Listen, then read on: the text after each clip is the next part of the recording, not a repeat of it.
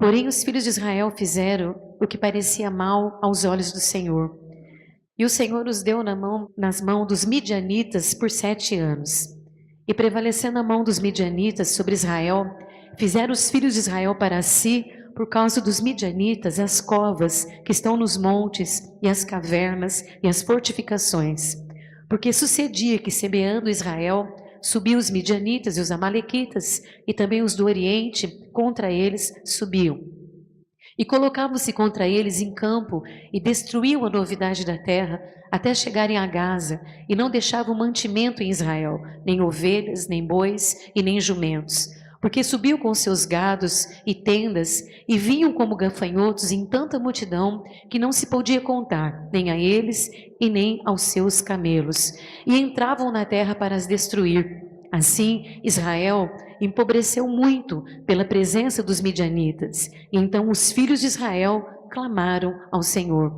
E sucedeu que, clamando os filhos de Israel ao Senhor por causa dos midianitas, enviou o Senhor um profeta aos filhos de Israel, que lhes disse: Assim diz o Senhor, Deus de Israel: Do Egito eu vos vi subir e vos tirei da casa da servidão. E vos livrei da mão dos egípcios e da mão de todos quanto vos oprimiam, e os expeli de diante de vós, e a vós dei a sua terra. E vos disse: Eu sou o Senhor, o vosso Deus. Não temais aos deuses dos amorreus, em cuja terra habitais, mas não destes ouvidos à minha voz. E então o anjo do Senhor veio e assentou-se debaixo do carvalho que está em Ofra e que pertencia a Joás, Asbierrita, e Gideão, seu filho, estavam malhando o trigo no lagar para o salvar dos midianitas. E então o anjo do Senhor lhe apareceu e lhe disse: O Senhor é contigo, varão valoroso. Mas Gideão lhe respondeu: Ah, Senhor meu, se o Senhor é conosco, porque tudo isso nos sobreveio, e o que é feito a todas as suas maravilhas, que os nossos pais nos contaram, dizendo: Não nos fez o Senhor subir do Egito? Porém agora o Senhor nos desamparou e nos deu na mão dos midianitas. E então o Senhor olhou para ele e disse: Vai dessa tua força, e livrarás a Israel da mão dos midianitas. Porventura não te enviei eu? E ele lhe disse: Ai, Senhor meu, com que livrarei a Israel? Eis que a minha família é a mais pobre em Manassés, e eu o menor na casa do meu pai. E o Senhor lhe disse: Porquanto eu hei de ser contigo, tu ferirás os midianitas como se fosse um só homem. E ele lhe disse: Se agora tenho achado graça aos teus olhos, dá-me um sinal de que és o que comigo fala. Rogo que daqui não te apartes, até que eu venha a ti e traga o meu presente e o coloque perante ti. E disse eu: Esperarei até que voltes. E entrou Gideão e preparou um cabrito e bolos asmos de 1 efa de farinha, e a carne colocou no azafate, e o caldo colocou numa panela, e trouxe até debaixo do carvalho e lhe apresentou.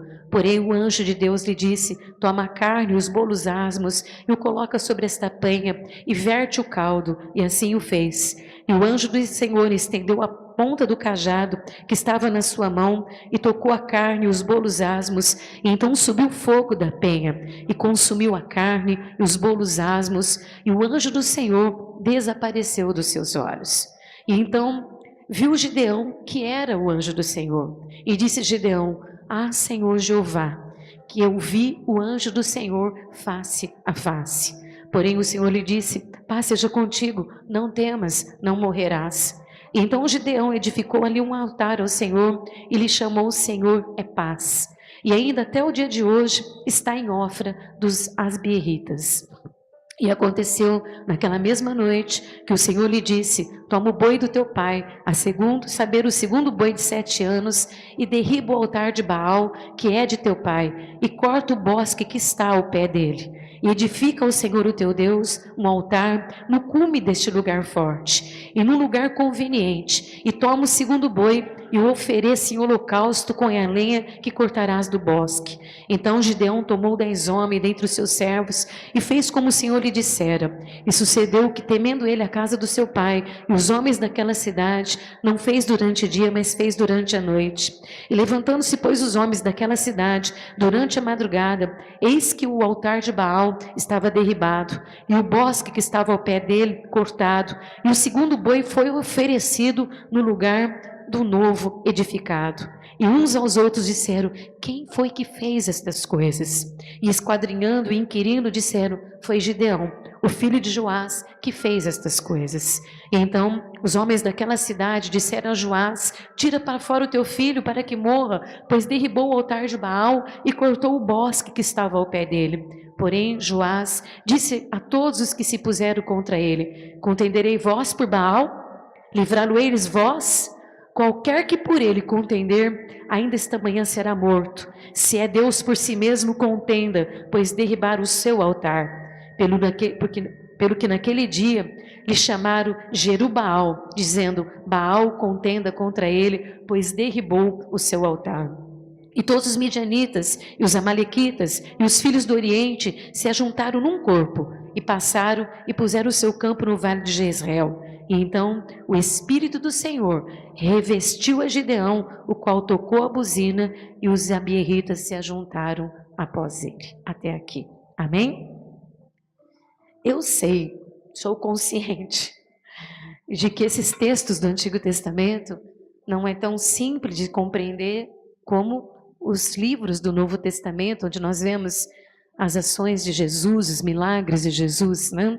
Você mexeu no meu microfone que estava bom. Volta onde estava. Então, eu sei que esses textos são extremamente complexos, né? Quando eu leio, que eu estou acostumada, que eu tenho uma vida inteira de leitura bíblica, desde que eu me entendo por gente, eu leio Bíblia, né? Então, até eu, quando eu leio, quando eu me deparo com esses textos do Antigo Testamento, eu fico assustada com a profundidade teológica do texto, né? Que não é só uma história, mas existe toda uma profundidade teológica, a história de um povo, uma realidade de um Deus, né? De um Deus presente, de um Deus centrado na história dele, do seu povo. Então, são textos assim que às vezes atemorizam o nosso coração quando nós lemos eles sozinho na nossa casa. Mas quando nós lemos na igreja, que o Espírito Santo vai nos revelar o fundamento de Deus de estar lendo esse texto, a gente consegue entender a simplicidade de Deus naquilo que Ele quer falar para o seu povo, né? Porque nós não temos nenhuma pessoa aqui que é doutorada na teologia, né? Mestrada na hermenêutica, na homilética. Nós somos só pessoas simples, né? Somos pessoas simples que amamos o nosso Deus, cremos nele e acreditamos que ele pode fazer alguma coisa para a nossa vida.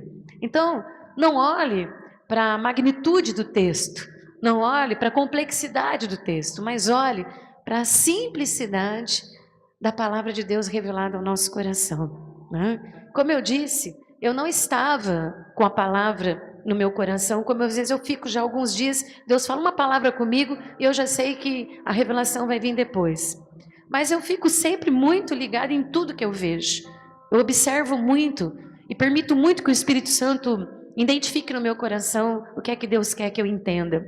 Eu estava, depois de muitos dias sem assistir, embora tenha 2 televisões lá em casa, o Zé Carlos pôs uma televisão lá em cima e falou: nunca mais vou ver Discovery Kids, né? Discovery Kids, né? Não teve jeito. Ele subia a escada e falava: Discovery Kids. Não tinha jeito. Embora não se assistia nada durante todos esses meses lá em casa, você pulava uma televisão e ele ia atrás. Você pôs uma televisão e ele ia atrás, era só Discovery Kids. Então, eu tive um dia, sexta-feira passada, agora, sexta não, perdão, foi sexta, que eles foram embora na quarta, na sexta. Eu estava sentada assistindo o que eu gosto muito de jornal. Eu não assisto, Zé Carlos está aqui para confirmar. Eu não assisto outra coisa, eu só assisto jornal. Então eu fico sapeando lá para assistir onde tem informação, onde tem reportagem, essas coisas, né? Muito raramente eu gosto de assistir a GNT, que é esse programa de arquitetura. Não vou mentir que eu gosto muito de arquitetura, então eu gosto de assistir aquelas coisas. Mas eu estava assistindo lá, sentada na sala, na sexta-feira à tarde agora, e passou uma propaganda. E essa propaganda era uma propaganda da Globo News. A Globo News vai fazer um documentário e eu fiquei chocada pelo Espírito de ver que até o ímpio está reconhecendo que os dias são difíceis. Então a propaganda, ela começou a passar várias cenas de atrocidades, de males, de desgraças, né? de sofrimentos, inclusive as últimas cenas desses últimos dias. E depois que passa várias cenas assim, fecha a tela da televisão em preto e eles escrevem assim, a Globo News, tempos difíceis. Olha só, a Globo News fazendo um documentário, né? Apresentando situações trágicas e eles escreveram na tela, na página preta, tempos difíceis. Quem mais do que nós sabe que nós vivemos, né, os últimos dias dos últimos tempos? Nós sabemos. Quem mais do que nós sentamos na igreja todas as semanas? Eu estou falando nós cristãos, né? Cristãos evangélicos. Todos nós falamos, são dias difíceis, são dias maus, não é isso que a Bíblia fala? No mundo tereis aflição, mas tenha bom ânimo. Nós sabemos dessas coisas. Nós reconhecemos, identificamos que existem tempos difíceis. Mas eu não sei se você sabe, mas ninguém vai me processar aqui, né? Não tem ninguém me filmando aqui, né?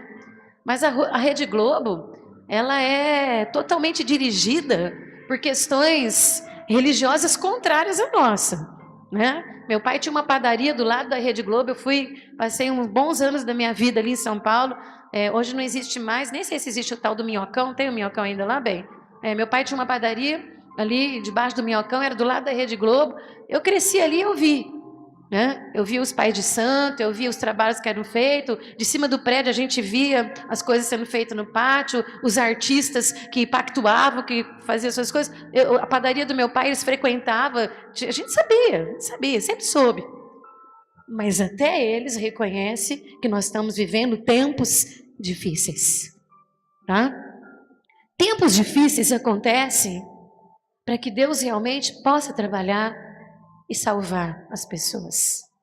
Esses tempos difíceis que estão nos assustando, que estão nos apavorando, que atingiram nossa casa, que atingiram nossa família, eles são consequências. Esses tempos difíceis são consequências de pecado, são consequências de erros, são consequências de somatórias, né? de coisas que acontecem no mundo, onde a moralidade ela é quebrada, ela é abandonada, como nós vivemos nesses últimos anos. Essas novas leis que se estenderam para o mundo inteiro, que começou um país, depois outro país, depois outro país, depois outro país, aí o outro presidente não é besta de não entrar na lei, ele entra também, aí o outro país também entrou, e leis favoreceram a apropriação e o crescimento do pecado, da ilicitude, da moralidade. Vocês concordam comigo? As leis acabaram prevalecendo, né, nas oportunidades. Eu me lembro que há pouco tempo teve um juiz em Fernandópolis que eu bati palma para ele. Eu falei, esse cara é dos bons. Ele botou uma lei lá que a molecada não podia sair na rua depois das 9 horas da noite. E eles paravam naqueles postos para, né, e usar os seus negocinhos, e descia a polícia lá e botava tudo dando camburão, vai tudo preso, vai tudo embora para casa, mandava tudo de volta. O juiz dos bons, esse é dos bons, né? Mas infelizmente são tão poucos diante de tantos, que a gente acaba permitindo que se impere, né, a liberdade, a libertinagem, que gera cada vez mais pecado, mais pecado, mais pecado, mais pecado. Então, aquele noticiário da Globo News, lá onde eu vi tempos difíceis, me despertou para que o Espírito hoje me trouxesse nesse texto. Porque esse texto fala de um momento em que Israel passa uma grande consequência, uma crise muito difícil, que foi o resultado, né, da permissividade do pecado. E é o que nós estamos vivendo hoje, né? A moralidade hoje, ela está, vamos dizer assim, em descrédito, né? Eu estava até comentando ontem lá em casa, eu mudei muito, mudei demais. Até o meu dentista que eu fui essa semana, ele falou para mim, nossa, do tempo que eu te conheço, você é outra pessoa, você mudou muito. Eu falei, tem que mudar, né? Porque tanto tempo de voz, né? Você acaba mudando. Não, que você era tão tímida, né? Agora você fala, tem que falar, né? Tem que falar, a gente aprende a falar, né? A gente acaba aprendendo a falar. Mas eu estava comentando ontem lá em casa que nós somos criados de um jeito que certas palavras que certas coisas nem se cogita no nosso falar, no nosso pensar, no nosso relacionamento. Eu não consigo conversar com pessoas que tenham palavras chulas, que tenham palavras feias, sujas. Eu não consigo, eu não acompanho esse diálogo. Eu me sinto extremamente deslocada, porque o Zé Carlos está aqui, sabe? Esses dias eu falei um negocinho do Guilherme, ele falou assim, nossa, eu nunca vi você falar essa palavra. A gente acaba às vezes até entrando, né? Porque todo mundo fala, você acaba falando também. Mas não é sujeira não, porque eu não falo. Mas assim, a gente vem de um tempo assim, hoje não. Hoje, irmãos, as pessoas automaticamente, a sujeira sai da boca, a sujeira sai das atitudes, a sujeira sai das ações, as pessoas simplesmente agem, porque está normal no mundo agir dessa forma, né? Está normal as coisas acontecerem. Só que essa normalidade para o mundo não é normal para Deus. Porque Deus nos trouxe padrões, desde o Éden, desde a construção do mundo, né? Desde a criação de todas as coisas, foi nos colocado padrões de vida, padrões de ser santo como Ele é santo. Não é assim que Ele nos ensina? O que foi que separou o homem de Deus? O que fez com que Adão e Eva não tivessem mais relacionamento com Deus? O que foi? Foi o? E trouxe consequências para o homem, não trouxe? A Luciana disse que o Gabriel estava bravo aqui na escola dominical, de que vai ter uma conversa com esse Adão, porque na verdade a culpa não é da Eva, e nós ficamos falando que é o Adão, mas não, é dele, porque a responsabilidade foi dada para ele, Gabriel. Você fica esperto, filho. Fica esperto. Ah, a Eva que é culpada. Tudo bem que ela tem a parte dela, mas Adão, né? O que separou o homem de Deus justamente foi o pecado. Porque os padrões, os conceitos, eu contei aqui hoje de manhã, que eu conversei com uma pessoa essa semana extremamente culta, inteligente, uma pessoa de alto gabaritagem, vamos dizer assim, estudada. A pessoa me confrontou assim, irmãos, a fio da espada. A fio da espada, olha que eu estou acostumada, que eu conheço, e a pessoa bateu em cima o tempo todo, que é impossível que o homem seja a imagem e semelhança de Deus. Ele falou, mas que ousadia nossa, falar que nós somos imagem de Deus, nós somos tudo. Se ele for olhar para esse lado, é verdade. Se for olhar para esse lado, quem de nós aqui pode ser imagem e semelhança de Deus? Ninguém. Ninguém. Mas é por isso que tem Jesus Cristo, né? Para que Ele nos reconcilie, nos traga a possibilidade de ter o caráter dele dentro de nós e nos fazer, como a Bíblia diz, né? Nos transformar de glória em glória, para sermos como um espelho que reflete a imagem do Senhor, né? Por isso que nós podemos ser a imagem e semelhança de Deus. Mas o que separou o homem de Deus foi o pecado. E o pecado tem consequências. O pecado tem consequências na cidade que nós moramos. Dependendo do tipo de atrocidades, dependendo do tipo de coisa que acontece, tem consequência sobre o nosso país, tem consequência na nossa família, tem consequência na nossa casa. Vou falar uma coisa para você, quando um chefe de família ele adultera, ele traz uma grande consequência para sua casa. É gravíssimo. Tem muitas coisas, roubo. Às vezes quando uma pessoa rouba lá na empresa dela, ninguém ficou sabendo, mas tem consequência. Tem muitas coisas que trazem e geram consequências, que é o fruto de um erro, é o fruto de uma transgressão. E é o que nós estamos vivendo no país hoje. Nesse momento nós vivemos as consequências do pecado. Esses dias atrás, começou a bombar os Face e os WhatsApps. Por que eu sei? Porque as pessoas vêm me falar, porque eu não tenho. Graças a Deus que eu não tenho, não quero ter, abomino, não gosto, acho hipócrita, acho mentiroso, eu acho que crente tem que ser sim, não, tem que ser verdadeiro, e aquela historinha da carochinha de Facebook não me convence, então prefiro não ter para não pecar, porque senão você vai olhar, você peca ainda, então é melhor não pecar, então vamos ficar quieto, melhor eu ver. Mas agora há pouco tempo, bombou a mensagem de pessoas dizendo assim, estoquem água, estoquem comida, receberam ou não receberam? Estou falando a verdade ou estou inventando? Porque Deus vai trazer juízo sobre o Brasil. É isso? Que começou a bombar em todo lugar. Vocês começam a estocar, guarda comida. Estava vendo uma menina dar uma reportagem na Turquia ontem, ela falou assim, ela é brasileira, que do quarto dela, ela via as filas no mercado de madrugada, para as pessoas estocarem água e comida, porque não sabia o que ia acontecer, né? Porque teve um golpe militar lá, e foi um trâmite lá, mas acabou que o presidente tomou posse novamente lá do seu mandato lá, mas e todo mundo estocando água. Na hora eu lembrei do Brasil, e todo mundo guarda comida, guarda água, porque vai vir juízo sobre o Brasil, o juízo vai vir sobre a terra. Eu fico ouvindo todo mundo falar assim: eu queria mudar de país, vamos embora para a Europa. Irmão, o juízo vai vir sobre a terra. Vem ou não vem? Quando veio sobre Sodoma e Gomorra, veio por quê? O que Deus falou? Eu vou acabar com aquilo lá, não. Eu vou destruir aquilo. Mas, Senhor, se tiver 50 homens lá, não dá para o Senhor poupar? Pensa bem se tem 50. E se tiver 38, Senhor? Pensa bem se tem 38. E se tiver uns 15, Senhor? Pensa bem se tem.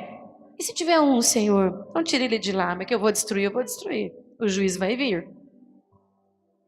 E quando se fala em juízo, é muito perigoso falar sobre isso.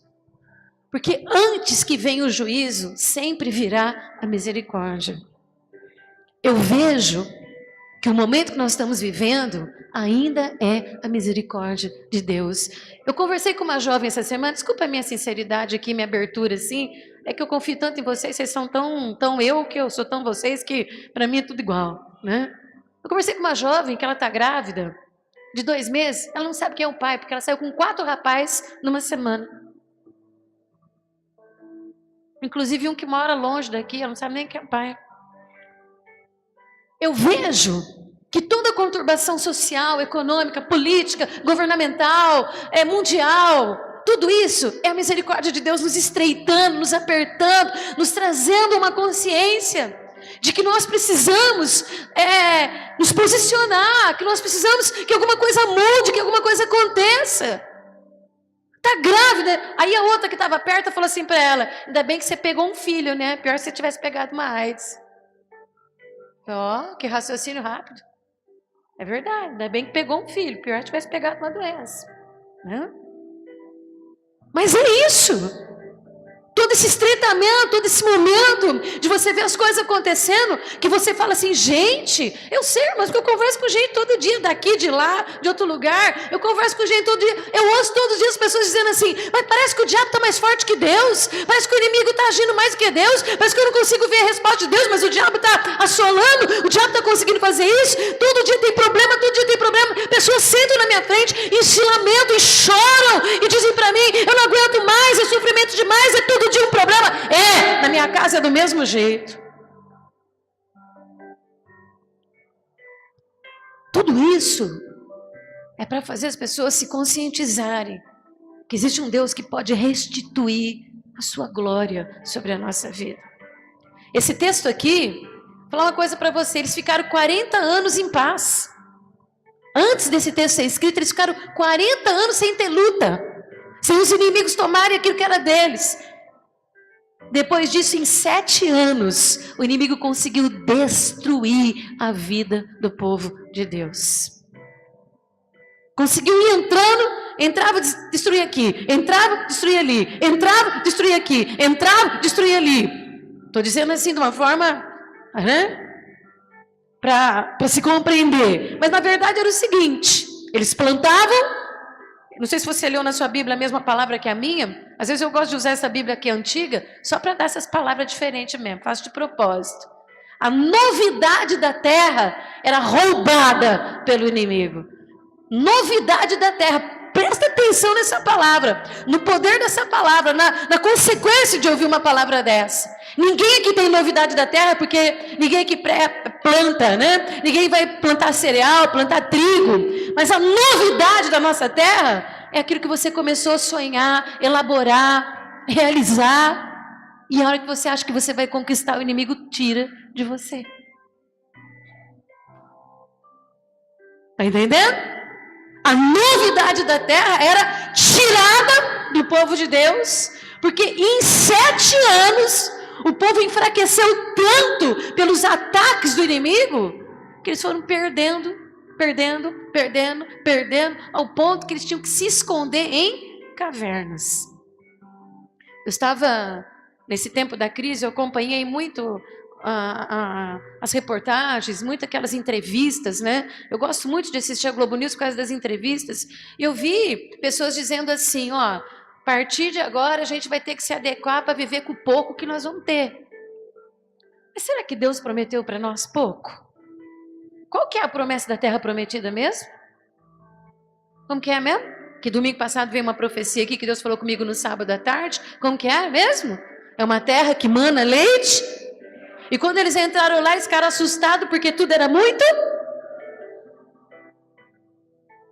E Deus ainda falou para eles, vocês vão colher, e vocês vão colher muito, depois vocês vão plantar, e vão colher mais ainda do que vocês vão colher quando vocês entrarem aí. Então não foi gerado para nós em Deus a possibilidade de você ficar com pouco. O inimigo vem tomando, o que é seu, até o ponto de que você fique se escondendo, se esquivando, deixando de viver o que você merece viver. Que você tem direito de viver. Qual é o nosso direito? Pagar os nossos cartões de crédito, cobrir o nosso cheque especial, pagar os nossos supermercados, pagar os nossos carnês, saldar as nossas dívidas, ter e não ter que pedir emprestado. Não é isso? Não é assim que a Bíblia diz? Eu falei que eu ia usar esse texto para sustentar a revelação de Deus para o nosso coração essa noite. Talvez você veio aqui hoje para ouvir profecia. É uma profecia. É tempo de despertar. Não é tempo de ficar buscando cócegas espirituais, né? Eu amo buscar essas manifestações do Espírito, eu gosto muito, eu vivo nisso diariamente, mas chega uma hora que nós temos que ouvir a voz do Espírito e entender a posição que nós temos como homens e mulheres de Deus para mudar a sorte da nossa casa. Irmãos, se alguém falar contrário aqui é mentiroso, mas eu tenho certeza que todas as famílias que estão sentadas aqui hoje estão sofrendo consequência da crise que nós estamos vivendo. Crise moral, crise social, crise política, crise econômica. Não existe uma crise. Existe uma complexidade de situações difíceis que nós estamos vivendo. Sabe por que as pessoas caem nos adultérios? Porque nós estamos numa crise moral. Você sabe por que as pessoas bebem até cair? Porque nós estamos numa crise moral e social. Por que as pessoas usam drogas? Porque não encontram resposta para a sua vida, então substitui por algo que sossega, quieta a sua alma. Tudo isso gera sobre nós poderes espirituais que nós temos que enfrentá-los. Nesse momento bíblico, aqui eu vou ter que apressar porque já é 9h15, o povo de Deus estava enfrentando uma guerra contra os midianitas. Eu vou explicar uma coisa para você. Os midianitas, eles eram nômades. Nômade é quando não tem um lugar fixo para morar, fica toda hora mudando, né? Eles eram nômades. Então, os nômades ali no Oriente, eles eram bandidos mesmo, eles eram ladrões. Eles roubavam para se sustentar, porque nômades morando no deserto não tem como plantar, para colher, não tem como ter o seu gado. Então, eles iam e roubavam. E de quem que eles acharam brecha? Onde foi que eles acharam porta para eles se manterem? Foi nas fraquezas do povo de Deus. Talvez muitos de nós estamos passando por situação difícil hoje, porque o inimigo, que fica mudando de lugar para atacar a nossa vida em várias áreas, encontrou brecha para ele entrar. Teve oportunidade. Teve situações que foram causadas, eles foram enfraquecendo, foram perdendo, não vigiaram. Eu não sei se você leu aqui comigo, mas era povo de Israel. E eles ergueram um altar a outro Deus chamado Baal. Então tem alguma coisa errada. Então o povo de Deus também coloca outro Deus no lugar de Deus. E isso também gera consequências e proporciona um fortalecimento do inimigo contra nós. Esse culto hoje, meu amado, não é culto de alisar ego de ninguém. É culto de você sair consciente daqui, que Deus está chamando você para mudar essa história. Para mudar a história da sua casa, da sua família, dessa cidade, dessa nação. Falei para o Zé Carlos hoje de manhã. Nem sei se eu devo falar, foi hoje de manhã, bem?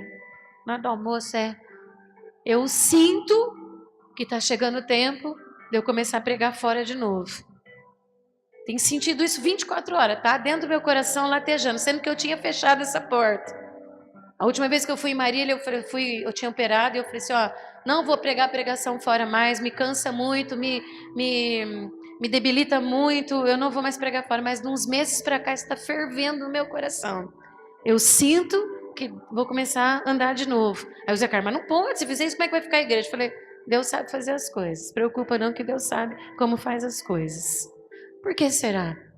Porque é tempo de ir e avançar e mostrar para esse mundo que nós temos que fazer alguma coisa. Que não dá para ficar escondido em caverna. Que não dá para continuar tentando proteger as nossas coisas e o inimigo avançando e roubando e ficando cada vez mais forte e mais poderoso. Quando os midianitas eles vinham para atacar Israel, eles não vinham sozinhos, eles iam chamar os amalequitas e o povo do Oriente para eles virem mais forte, mais forte. E diz que eles se juntavam como se fosse um. Nós estamos aqui numa igreja chamada Comunidade Cristã Shaddai. E se eu chamar você para se juntar comigo no meu coração, como se for talvez eu encontre 4, 5 pessoas que se juntem comigo para lutar, para batalhar. A maioria talvez seja com o coração voltado para outras coisas. Mas ali, os inimigos de Deus, os inimigos do povo de Deus, eram fortes o suficiente para, na maldade deles, eles se tornarem e avançar para destruir homens, famílias e povo de Deus. Você não está lutando contra qualquer coisa. Você está lutando contra hostes da maldade. E só se enfrenta hostes da maldade se for consciente das verdades de Deus. Havia ali, eu tenho 10 minutos para pregar, mas havia ali, isso Deus falou muito comigo hoje à tarde. Em Israel, vamos lembrar que Israel foi dividido em 12 tribos, tá? E essas 12 tribos, uma delas era Manassés. E essas tribos também foram divididas em aldeias. Então, tipo assim, lembra quando Parise era de Votuporanga? Acho que Simons também era, assim, mais ou menos isso. E havia um homem numa cidadezinha, numa aldeia, a menor aldeia que tinha da tribo de Manassés, um homem de uma cidadezinha chamada Ofra, que ele estava vivendo esse momento. E ele estava vivendo um momento difícil na sua casa, na sua família, nas dificuldades da crise, nas dificuldades dos ataques do inimigo. Porque se você falar aqui que você não tem ataque, irmão, então você pode bater asa e ir para o céu. Porque você é um cara muito bom, tá? Você é o dos 10, né? Porque eu não conheço uma pessoa que esteja aqui hoje que consiga viver sem luta. Eu não sei, eu não consigo ver, né? E ele estava vivendo esse momento de crise, de batalha, de luta, de dificuldade. E ele estava ali tentando fazer alguma coisa para que o inimigo não prevalecesse. Eu quero fazer uma pergunta aqui pelo Espírito. Quantos aqui estão preocupados em fazer alguma coisa para o inimigo não prevalecer sobre a sua vida? Fala para mim, quantos? Todos nós. Todos nós temos claramente no nosso coração o dever. Quantas pessoas eu não atendi esses anos, inclusive a minha própria família, meu marido quase me enlouqueceu, bem, não fica bravo, mas é verdade. Vamos fechar, nós não vamos conseguir, vamos entregar, nós vamos se endividar cada vez mais, vamos vender carro, vamos vender casa. Eu já escutei nesse escritório, nesses últimos anos aqui, para cá, dezenas de pessoas querendo entregar tudo que tem porque acredita que não vai conseguir superar as dificuldades. Talvez muitos que estão sentados aqui esta noite e desistir dos seus empregos, desistir dos seus sonhos, desistir dos seus projetos de vida, né? Mas homens de Deus, mulheres de Deus, lutam, nem que for ainda com o restinho da força. Hoje o Espírito Santo me diz que você subiu essa escada muitas vezes sem força nenhuma, mas você conseguiu vir. Espírito Santo, estou arrepiada aqui, na presença de Deus. O Espírito Santo me falou que muitos chegaram na presença de Deus sem forças, sem acreditar que existia a possibilidade de um amanhã. E existia ali numa cidade chamada Ofra um rapaz chamado Gideão, né, que estava ali na sua pouca força, na sua pouca esperança, talvez, ou na sua pouca fé, pensando, eu não posso perder o resto que eu tenho. Eu não posso perder o pouco que me sobrou. Eu não posso deixar que o inimigo tome ainda o que resta. Às vezes, irmãos, tem casamentos, né, que ficam assim na beirinha do abismo para nunca mais voltar. Às vezes tem vidas, relacionamentos, eu não sei, eu não posso ficar aqui falando tudo, porque senão eu não consigo pregar. Cada caso é um caso, cada pessoa é uma pessoa, mas quantas pessoas estão aqui que viram na beirinha de acabar tudo? Mas, biblicamente, nós sabemos que o pouco Deus faz transformar em abundância. Então, eu tenho que acreditar que ainda no pouco do pouco, Deus pode fazer infinitamente mais na nossa vida. E estava ali, sobrado um pouquinho de semente, sobrado um pouquinho do seu cereal. Ele estava escondido numa caverna, dentro de um poço onde se esmagava a uva. Ele colocou a sua semente ali para malhar, preocupado, olhando para todo lado, vigiando. Deixa eu fazer uma pergunta aqui: quem tem vigiado? Você sabe o que é vigiar? Orar.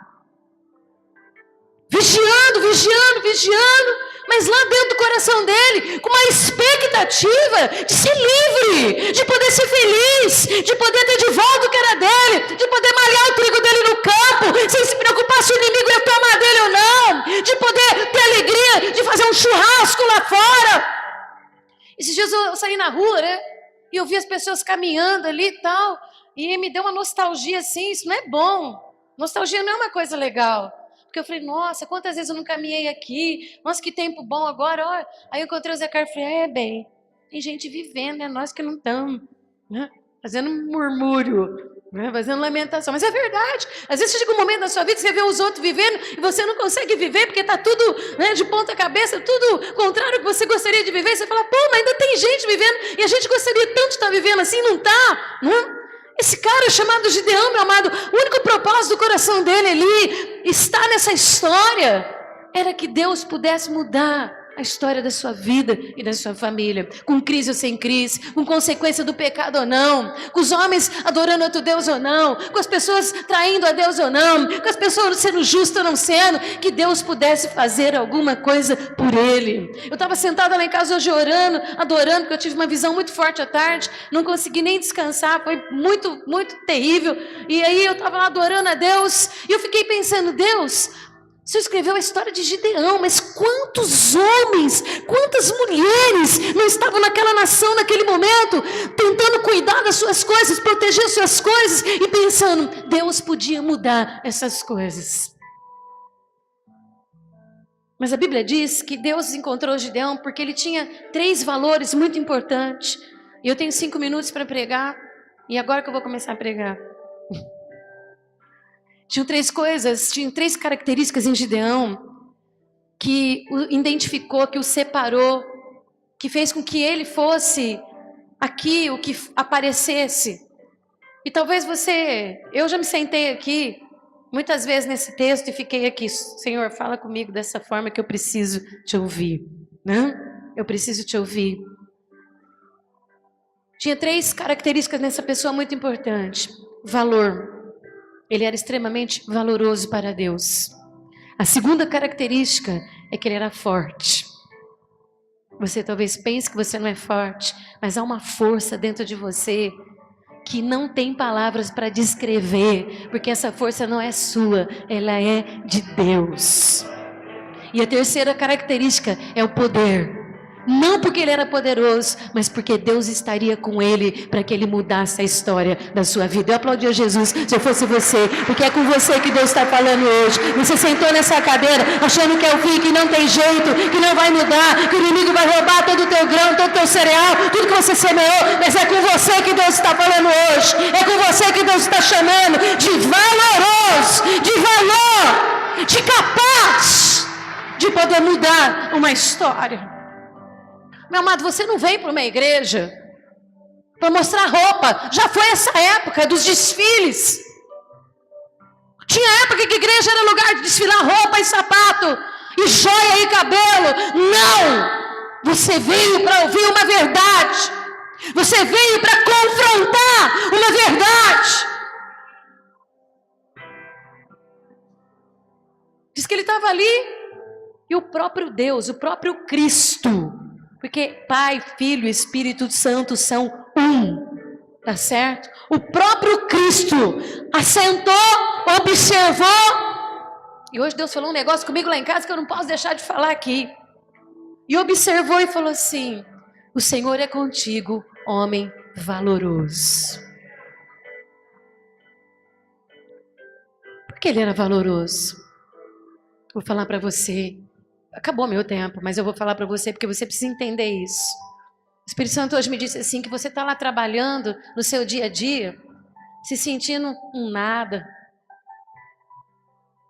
que ninguém está vendo o que você passa, que ninguém sabe o que você está passando. Talvez você está lá fazendo unha de alguém, talvez você esteja fazendo o cabelo de alguém, talvez esteja lavando a sua louça, talvez esteja carpindo o seu quintal, carpindo lá o teu lote, eu não sei em que lugar e o que você está fazendo, e o seu coração está pensando que ninguém está vendo toda a sua luta, todo o seu trabalho. Sabe por que ele era valoroso? Porque quando ele estava ali, né, Deus reconheceu a luta de Gideão por ele e pela sua família. E Deus mandou dizer para você que enquanto você está lá trabalhando, lutando, batalhando, insistindo, tentando superar, Deus valoriza o que você está fazendo e por isso Ele vai colocar você no lugar determinado que Ele mesmo já determinou para a sua vida, entendeu? É por isso que você é conhecido e reconhecido por Deus, por valoroso, porque ninguém te dá valor, mas Deus valoriza o que você faz, Deus valoriza a tua luta, Deus valoriza a tua insistência, Deus valoriza a tua batalha, Deus valoriza que você não desiste, Deus valoriza que ainda no pouco você tem esperança de viver o muito de Deus na sua vida. Foi por isso que ele foi chamado de valoroso.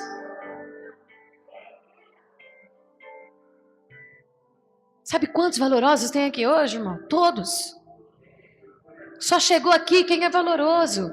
Todo mundo que veio aqui veio porque está chorando por alguém, porque luta por alguma coisa, porque insiste em permanecer em alguma coisa, porque quer ver o melhor, que quer viver o melhor, que não aceita perder, que quer ter o direito de voltar a ser feliz. Você acha que Gideão não queria ir para o campo, malhar o seu trigo? Não queria ver os seus irmãos, os seus amigos? Para que ficar escondido em caderno? Para que se privar? Hoje Deus falou comigo, meu povo tem se privado de ser feliz. Deus valorizou a intenção do coração daquele homem. Tinham milhares e milhares, é uma pena que eu não tenho tempo para pregar, porque eu precisava pregar, mas não dá mais tempo. Tinham milhares de pessoas em Israel, mas Deus deu valor àquele homem por esse motivo. Não fique esperando o valor de homens. Não espere o valor de ninguém, porque ninguém vai reconhecer. Só Deus reconhece o que você faz. Ah, Senhor, se Tu estivesse conosco, essas coisas não estariam acontecendo, talvez. Eu vou falar de mim. Esses dias eu fiz uma oração para Deus, falei, nossa Deus, eu orei tantos anos por tal coisa e olha só como é que tá. Minha oração então foi inútil? Todos esses anos não valeu nada? Olha as coisas que a gente fala para Deus. Deus deve falar assim, que vontade de bater, né? Vou dar um couro nessa fulana, né? Eu falei para Deus, falei, puxa Deus, tantos anos, né? Mesma coisa que Ele falou, se Tu não estivesse aqui conosco, essas coisas não estariam acontecendo. Ele está, Ele não deixou de estar, Ele continua estando, Ele sempre estará. As coisas acontecem, porque erros acontecem, porque tem desvios de percurso, porque as pessoas não valorizam, porque as pessoas não andam da forma que deviam andar. Então Ele não deixou de ser Deus, Ele continua sendo Deus. E Ele disse assim, olha aqui, vai tu na tua força e livra a tua casa das mãos dos midianitas. Eu, forte Senhor, eu sou o menor da minha casa. Por quê? Porque a aldeia que ele vivia era Ofra, era a menor aldeia de Israel. Sabe o que eu estou querendo dizer? Que talvez ninguém dê valor nenhum para você. Acho que você não é nada, que você é um Zé Ninguém, que você é uma Zé Ninguém, né? Que você é o mais pobre. É através de você que Deus vai fazer uma obra grandiosa na tua família. Tá? Deus mandou ele ir na força dele. Que força, meu amado? O homem nenhum tem força. Depois de 7 anos de saque. Você imagina? 7 anos de pancada. 7 anos, você planta, o inimigo toma. Você planta, o inimigo toma. Você planta, o inimigo toma. Você planta, o inimigo toma. Que força é essa? Vai nessa tua força e livra. Já que teu coração quer, já que você sonha, já que você almeja, já que você está ouvindo a voz de Deus porque você quer melhor, você está buscando a Deus, então vai. Senhor, mas eu acho que eu não consigo. Então o Senhor disse para ele, por isso que eu falei valor, força e poder. Já que eu estarei contigo, pega os teus inimigos e derrota eles como se eles fossem um homem só. Eu estava sentada ali no escritório, o Espírito Santo começou a falar comigo.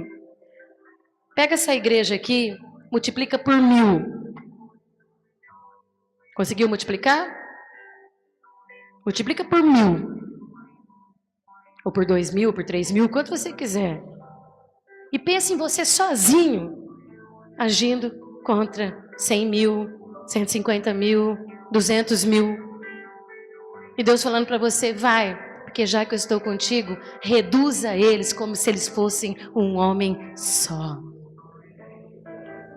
Pensou? Pensou?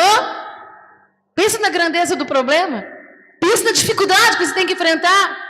E pensa que para Deus é como se você sozinho olhasse para tudo isso e eles fossem como um só homem, como se fosse só eu sozinho aqui, enfrentasse uma multidão, porque Deus falou, eu vou estar com você, então um poder vai ser gerado sobre a sua vida e eles serão reduzidos a nada. Aplaude o Senhor, meu amado, porque Ele é digno de toda honra e toda glória e todo louvor e toda adoração. Você não está sozinho, a força e o poder está no homem valoroso, porque Deus está conosco, meu amado. Diz a palavra de Deus que Deus mandou ele fazer concertos, que Deus mandou ele ajustar, fazer sacrifícios. Não pode demorar, porque tem marido que espera a mulher em casa, tem criança em casa e a gente não pode atrasar. Foi feito sacrifícios, foi feita oferta.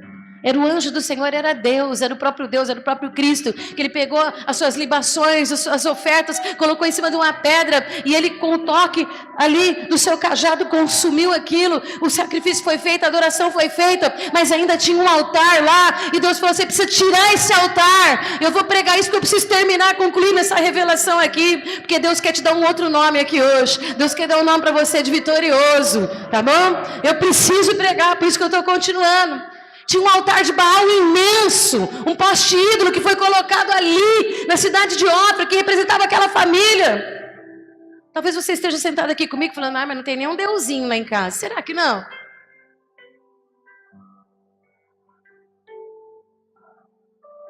Não tem nenhum ídolo lá. Será que não? Será que não? Você precisa ser corajoso. Você é valoroso. A força tua vem de mim. Você vai reduzir eles a nada porque eu vou estar com você. Mas você precisa enfrentar o que é que está errado. Você precisa tirar o que é que está fora do lugar. Que não deveria estar neste lugar. E o que estava fora do lugar era a estátua de Baal. Que jeito, irmão? Vamos fazer durante a noite? Vamos fazer de madrugada? Porque assim ninguém vai ver. E vai lá. E Deus falou assim, só que é o seguinte... No lugar que você tirar Baal, você sacrifica. E sacrifica 2 vezes. Pega um boi, pega um segundo boi e sacrifica naquele lugar. Porque o sacrifício era para? Se tiver coisa na sua vida que não está sendo usada para Deus, tira da mão do teu inimigo, tira da mão do Deus das trevas e oferece para o teu Deus. Entendeu? E ali, foi de madrugada, chamou uns homens, eu não tenho tempo para pregar, chamou uns homens, derrubou o poste ídolo, derrubou a estátua de Baal, arrancou a idolatria daquele lugar, morrendo de medo, todo mundo muito preocupado. Vou falar uma coisa para você, mexe no pecado que você vai ver o levante que vem. Toda vez que eu enfrento o pecado na igreja, eu passo uma luta terrível. Porque quando você mexe no pecado, né? Quando a notícia chegou para os midianitas que Gideão estava derrubando o poste ídolo. Sabe o que ele fez? Correu chamou lá os amalequitas, chamou os do Oriente, diz que eles ficaram tudo junto como um só homem, porque eles sabiam que quando você destitui a glória do inferno e você coloca de volta a glória de Deus, o teu Deus vai vencer por você, meu amado. Eles sabiam que Jeová ia se levantar, eles sabiam que Jeová ia guerrear por eles, então eles já se prepararam. E quando foi pela manhã, os homens levantaram e olharam e falaram: onde está a estátua de Baal? Ela não estava mais lá. Quem foi que fez isso? E Gideão ficou quietinho. Quietinho. É igual os meninos falam, não falo quem foi. Né? Ficou quietinho. Até que alguém disse: foi Gideão. Vou traduzir para você. Foi aquele que teve um encontro com Deus. Foi aquele que Deus o visitou. Foi aquele que Deus observou. Foi aquele que teve um diálogo profundo com Deus. Foi aquele que Deus chamou de valoroso. Foi aquele que Deus renovou as forças. E foi aquele que Deus disse que derramará poder sobre a sua vida. Está entendendo quem você é? Você vai deixar as coisas do jeito que estão? Você vai tomar uma posição? Vai ou não vai? Chegou, foi Gideão. Significar que foi Gideão significava a profundidade de toda a revelação que nós pregamos até aqui. Você não é qualquer um. Você é um escolhido de Deus. Você é um eleito de Deus. Você é uma varoa. Você é um varão de Deus. Então, quando os homens viram aquilo, eles disseram assim: a partir de hoje, pena que não vai dar tempo de eu pregar tudo. Esse homem não vai mais chamar de Gideão, não. A partir de hoje, esse homem chamará Jerubbaal. Vou falar para você por que eu estou falando isso. Ninguém, eles quiseram matar Gideão, né? Vão matar ele porque ele tocou no Deus Baal. Aí o pai dele tomou a frente e falou assim: se ele é Deus, ele que lute por ele. Simples, né? Se ele é Deus, ele que se levante e lute contra Gideão. Ele que vai enfrentar lá. Aí os homens olharam, como se olhasse para você, Moacir, você, Mercedes, Dona Elvira, olhasse para você, ficaram assim, pasmo, assustado, porque estava vendo alguma coisa muito diferente, muito grande, muito poderosa. Um cara que se considera nada, de repente tomando uma atitude para ir contra o seu adversário. Tem alguma coisa diferente. Só pode ser a presença de Deus, só pode ser a presença sobrenatural desse Deus. A partir de hoje, você não chama mais Gideão. A partir de hoje, você chama Jerubbaal. Eu vou dizer para você o que significa isso. A partir de hoje, você vai ser conhecido e reconhecido como aquele que teve coragem de confrontar o seu adversário. Eu aplaudia Jesus se eu fosse você. Que o mundo espiritual te reconheça como alguém que tem coragem para tomar uma atitude e dizer: o que é nosso, nós vamos tomar de volta. Não tem mais inimigo que vai roubar a novidade da minha terra. Não tem mais quantidade de adversário capaz de tomar o que é meu.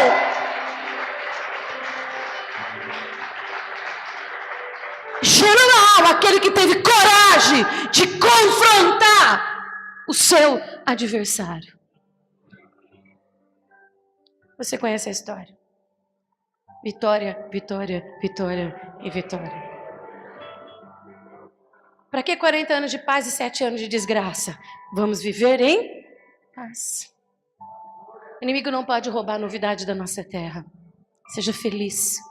Seja feliz no seu casamento, seja feliz com a sua família, seja feliz no seu trabalho, seja feliz no seu empreendimento, seja feliz nos projetos, nos sonhos que você tem no seu coração. Seja feliz. Nós não fomos chamados para viver escondidos do inimigo. Nós somos chamados de homens e mulheres valorosos, que têm a força de Deus e o poder de Deus. Deixa eu só terminar, eu vou concluir. O pessoal do louvor pode subir. Diz que quando ele foi reconhecido como Jerubbaal, presta bastante atenção no que eu vou falar. O Espírito do Senhor Jeová revestiu Gideão. Aleluia. Ouviu isso? O Espírito do Senhor revestiu. Sabe o que é revestir? Colocar outra roupa. O Espírito Santo veio e pôs uma roupa nele. Uma roupa de corajoso, uma roupa de valente, uma roupa de guerreiro, uma roupa de vitorioso, uma roupa de quem toma posse das verdades de Deus. Revestiu a Gideão. Amém? Fica de pé, fecha os teus olhos. Quer ver a sua casa ser cheia do poder de Deus? Se transforme num Jerubbaal. Tenha coragem de confrontar aquilo que não é de Deus e colocar o lugar de Deus no devido lugar. Sempre haverá o tempo do perdão. Sempre haverá o tempo da reconciliação. Em toda a Bíblia, em todos os livros proféticos, todo o Antigo Testamento, nós vemos um povo que desvia o seu coração de Deus, mas um Deus que não desiste de lutar pelo seu povo. Por isso que eu convoco você a orar. Eu convoco você a orar por essa nação, por esse país, por esse mundo que hoje perverte a moralidade.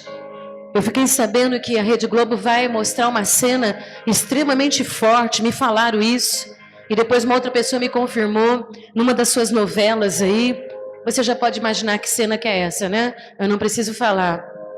Vigie a sua casa, para que os Baals não fiquem sentados no seu sofá, que não tome o lugar que Deus deveria estar.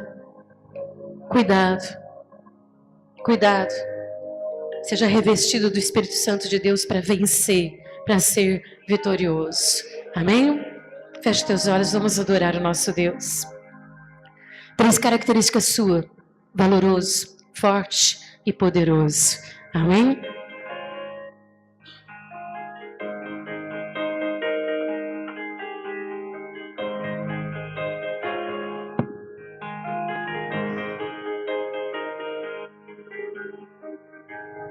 Me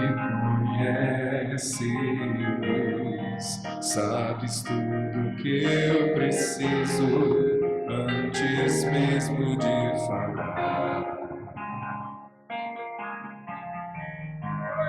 Me amas, teu amor é bem maior do que eu possa imaginar. Não quero ser só apenas o teu servo. Quero atrair. Decide hoje quem você vai ser. De amor, o Gideão derrotado ou o Gideão vitorioso? O Gideão que vai ficar com o mesmo nome ou que vai mudar de nome?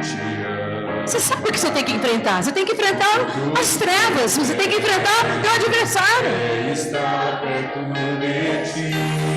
É isso aí, meu amado. Valoroso. Nos teus braços eu quero descansar. Correndo irei pra te abraçar, meu Pai. Tu és a minha herança, meu Pai. Razão da minha vida, meu Pai. Tudo que eu preciso está em ti. Ouviu isso? Eu quero estar na casa. Saia das cavernas. Volta para o campo. Seja feliz. Reconquiste o teu território. Reconquiste o teu direito. Vivo só pra ti. Não tem midianita, não tem amalequita. Não tem povo do Oriente que pode ser mais forte do que o Deus que você serve. Reduz a eles a nada, como diz a palavra de Deus. Me conhece, sabe tudo. Sabes tudo que eu preciso. Antes mesmo que a palavra chegue à sua boca. Quando você sentou, quando você levantou, quando você descansou, quando você trabalhou. Ama sim, ama muito. E é esse amor que você precisa para a sua vida. É esse amor.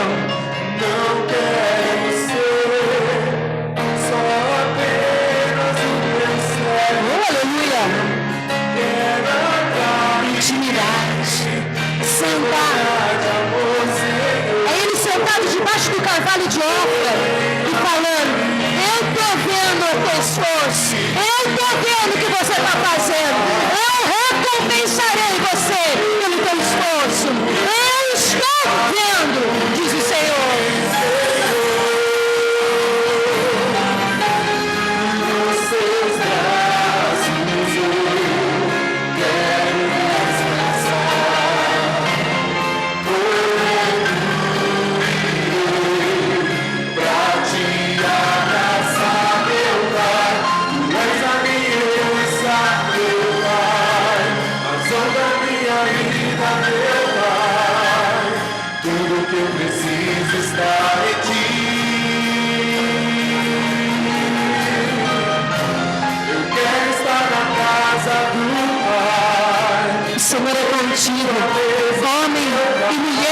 poderosa. Tudo que eu sou é para ti. Não pensa que Deus não está vendo, porque Ele está vendo. Só para ti. Esse é o motivo. Lutar, batalhar, porque tenha certeza que Deus tem o melhor para a sua vida. Essa é a razão de você permanecer fiel à palavra do Senhor. Tu és a minha herança, meu Pai. Leva a tua porção hoje. Da minha vida. Leva a tua porção, diz o Senhor. E é ouro. É ouro que Deus tem para você. É ouro. Deus não vai te enganar. Ele não é de confusão. É ouro. É ouro. É ouro. Tua mesa, meu Pai. Tudo que eu sou é para ti.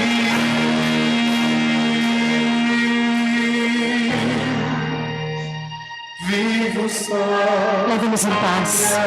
Que a graça do Senhor Jesus, que o amor de Deus Pai, que a Deus comunhão do Espírito Santo de Deus seja sobre todos nós, sobre a nossa família, sobre essa cidade, sobre o Brasil, sobre o mundo. Que o Senhor resplandeça o seu rosto e nos dê a sua paz, hoje e para sempre. Amém. Você pode aplaudir o Senhor e agradecê-lo. Leva a sua vitória, leva a sua vitória, leva a sua vitória, leva a sua vitória, leva a sua vitória. Quando olharem para você, que o seu nome identifique quem é você. Dá um abraço no seu irmão e fala assim: vi tudo. Hoje eu já entendi tudo.